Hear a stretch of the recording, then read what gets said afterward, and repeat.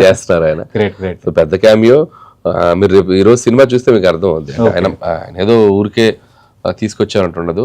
మంచి ప్లే ఉంది, మంచి మజా ఉండే సీక్వెన్స్లు ఉన్నాయి, అండ్ మంచి సాంగ్ ఉంది. సో ఆయన కరెక్ట్గా ఎలా యూజ్ చేయాలి, ఆయనకి ఏమి తగ్గకుండా ఎలా యూజ్ చేయాలి, బ్యాలెన్స్ కరెక్ట్గా చేసేవాళ్ళు. అంటే స్టోరీకి కనెక్ట్ అయ్యి ఉంటుంది సార్ ఇది, లేదంటే స్టోరీలోనే కనెక్ట్ అయ్యి ఉంటుంది. స్టోరీలో కనెక్ట్ అయ్యి ఉంటుంది. ఓకే. ఎంతసేపు? 20 minutes ఉంటారండి. 20 minutes సరిపోయి కనిపిస్తారు. ఓకే. ఏంటి సార్ అంటే ఇంటర్వ్యూ తర్వాత వస్తారా ముందు? ఎట్లా చెప్తాను, మొత్తం ఇక్కడ సినిమా ఆర్డర్ రాపించేస్తారు. వస్తారు, ఒక చోట వస్తారు కానీ 20 minutes అయితే ఉంటారు. Great sir. ఇప్పుడు F2 తర్వాత F3 తీసుకొచ్చారు మీరు. ఒకవేళ ఇది క్లిక్ అయితే ఇది పార్ట్ 2 ఏమైనా ఉండే ఛాన్స్ ఏమైనా ఉంటుందా? అంటే పార్ట్ 2 తీయాలంటే చాలా సినిమాలు ఉన్నాయి. సో ఎప్పటికప్పుడు ఫ్రెష్ ఫిల్మ్ తోనే వస్తున్నాను. ఓకే. సో సీక్వెల్ ఇప్పట్లో ఆలోచన లేదు. ఓకే.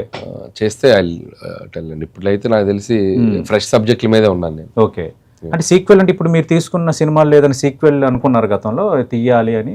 F2 తర్వాత తీసాము, బట్ F3 సీక్వెల్ కాదు, ఫ్రాంచైజీ లాగా చేసాం. సీక్వెల్ అంటే మనకి ఆ కథ నుంచి కంటిన్యూ అవ్వాలి. F3 మేము అవుట్ ఆఫ్ వేరే కథలు చేసాం. ఓకే. సో అందుకని ఆ తర్వాత డిసైడ్ అని చేస్తే సీక్వెల్ ముందు నుంచే క్యారెక్టర్లు ఆ కథనే కంటిన్యూ చేస్తే బాగుంటది కదా. చేస్తే సంక్రాంతికి వస్తారని చేస్తే బాగుంటది సీక్వెల్ చేసి చూడాలి, అది ఎప్పుడు ఉండే సిచ్యువేషన్ బట్టి. ఓకే. అది ఉంది, అలా ఆలోచన ఉంది, బట్ అది ఎలాంటి ప్లేస్మెంట్ లో చేయాలి, ఎప్పుడు చేయాలనేది డిసైడ్. ఓకే. అనిల్ రావిపూడి గారు, ఇప్పుడు ప్రేక్షకుడు ఆలోచించే స్కేల్ పెరిగిపోయింది సార్. ఈ ఓటీటీలు ఇవన్నీ వచ్చిన తర్వాత నిర్మాణ విలువలు బాగా పెరిగిపోయాయి, హెవీ స్పాన్ పెరిగిపోయింది. అంటే దానికి తగ్గట్టుగా మీరు కూడా కరెక్ట్ చేసుకోవాలి అని ఆలోచన చేస్తుంటారా?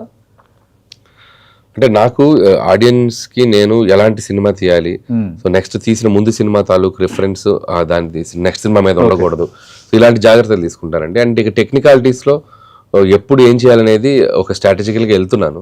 So back to back 2 entertain చేస్తే ఒక భగవంత్ కేసరి చేసినట్టు ఏదైనా ఒక మంచి సీరియస్ డ్రామా ఫిల్మ్ చేయొచ్చు, లేదంటే ఏదైనా ఇంకొక జోనర్ అటెంప్ట్ చేయొచ్చు.